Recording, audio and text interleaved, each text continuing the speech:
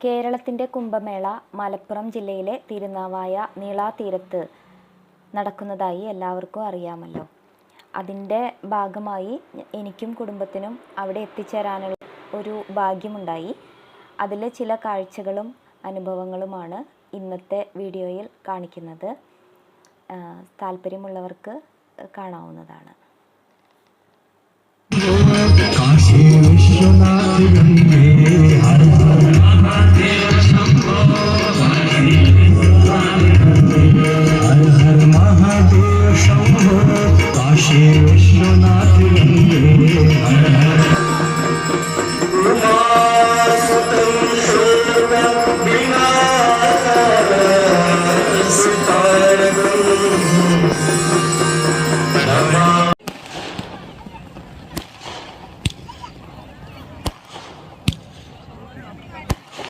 നിലപാട് തറയിൽ സോപാന നൃത്തം അരങ്ങേറിയിരുന്നു.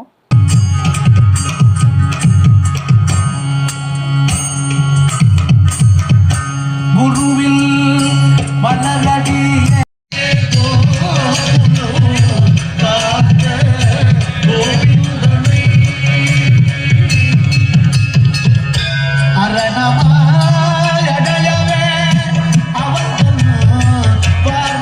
മഹർഷിയും വ്യാസഭഗവാനും ഇതിഹാസങ്ങളായി രചിച്ചത് തങ്ങളുടെ ജീവിതഗന്ധിയായ ജീവചരിത്രം തന്നെയാണ്. അവർ ജീവിതത്തിൽ കാണുകയും കേൾക്കുകയും അനുഭവിക്കുകയും ചെയ്ത സാധനങ്ങളാണ് നമുക്ക് കഥാരൂപത്തിൽ ലഭിച്ചിരിക്കുന്നത്. അതുകൊണ്ടാണ് ഇന്നും അത് ഇതിഹയായി, പാരമ്പര്യ ഉപദേശമായി, ഇതിഹാസമായി നിലനിൽക്കുന്നത്.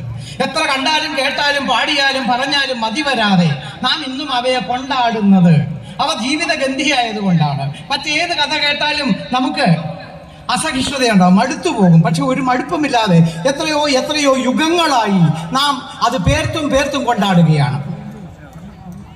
എന്താണ് കർണന്റെ ജീവിതം? ജീവിതത്തിൽ ഉടനീളം അവഹേളനവും അപമാനവും ഏൽക്കേണ്ടി വന്ന ധീരോദ്ധത നായകനാണ് കർണൻ, തൻ്റെതല്ലാത്ത കുറ്റങ്ങളുടെ പേരിൽ. ദുർവാസാവ് മഹർഷി തന്നെ ശുശ്രൂഷിച്ച് സന്തോഷിപ്പിച്ചു എന്ന കാരണത്താൽ കുന്തിദേവിക്ക് 5 ദിവ്യവരങ്ങൾ നൽകി. ദുർവാസാവ് ദുഷിച്ച വസനം പോലെ, മുഷിഞ്ഞ വസ്ത്രം പോലെ, ജീവിതം ഊണ് കഴിഞ്ഞ് എച്ചിലല പോലെ എപ്പോൾ വേണം ഉപേക്ഷിക്കാൻ തയ്യാറായി നടക്കുന്ന മഹാത്മാവ്,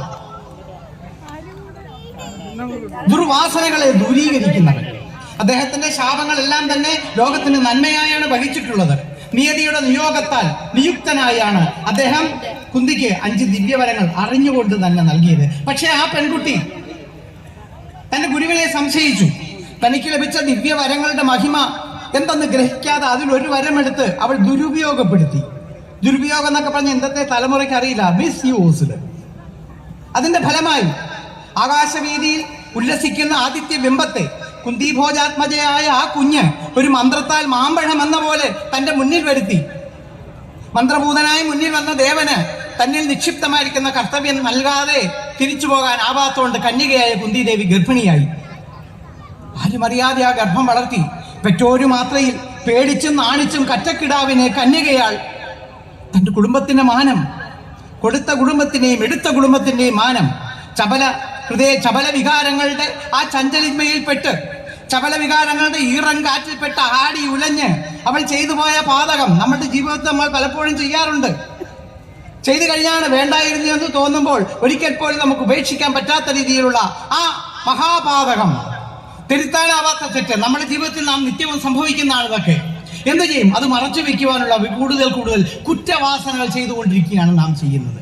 ഇവിടെ കുന്തി ആ കുഞ്ഞിനെ പൊങ്ങുതടി കൊണ്ട് തീർത്ത പെട്ടകം തന്നെ അടച്ചു പൂട്ടി. വേറിട്ട ഒരു ഭക്തി സാന്ദ്രമായ ഒരു അന്തരീക്ഷമായിരുന്നു അവിടെ. നമ്മളവിടെ ചെന്നപ്പോൾ ഭയങ്കര അനുഗ്രഹീതരായ ഒരു അനുഭവമാണ് ഉണ്ടായത്. പോകേണ്ടവർക്ക് എത്തിച്ചേരാവുന്നതാണ്. ഒരു ജനുവരി 18 മുതലാണ് ഇത് ആരംഭിച്ചത്. ഫെബ്രുവരി 3 വരെയാണ് ഉള്ളത്. നീളാതീരത്താണ്. ചെന്ന് കാണേണ്ട, അനുഭവിച്ചറിയേണ്ട ഒരു അനുഭവമാണത്. പറ്റുന്നവരെല്ലാം പോയി കാണാൻ ശ്രമിക്കുക. പ്രായമായവരും കുഞ്ഞുങ്ങളും അടക്കം ഒരുപാട് കുടുംബങ്ങളെ നമ്മളവിടെ കണ്ടു.